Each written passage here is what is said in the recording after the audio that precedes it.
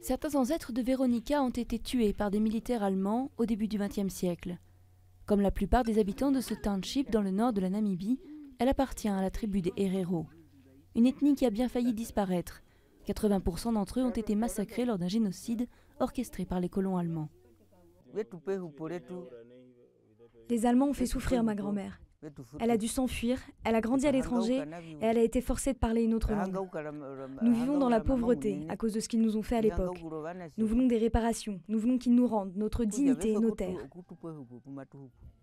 Cette petite plaque évoque les souffrances des Herero, au milieu d'un cimetière pour les soldats allemands tombés au combat.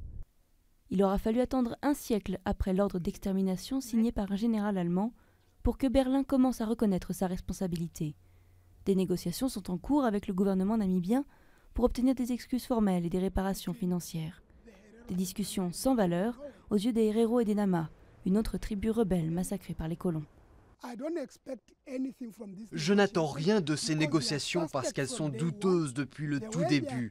Elles partent du principe que tous les Namibiens ont été affectés. Ils nient le fait que seuls les Nama et les Herero ont été massacrés. Donc ces négociations sont une arnaque du début à la fin.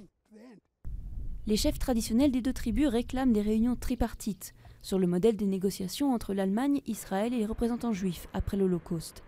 Ils ne font pas confiance à leur gouvernement, composé essentiellement d'Ovambo, l'ethnie majoritaire en Namibie.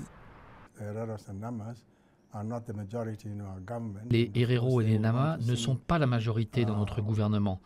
Ils voudraient que les autorités prennent vraiment ça en compte. C'est déjà le cas. Mais les deux minorités se sentent discriminées. Et elles voient le manque de considération de leur propre gouvernement jusque dans les lieux où ont souffert leurs ancêtres, comme l'existence de ce camping en bord de mer, sur un site qui fut un camp de concentration et où périrent des milliers de Herero.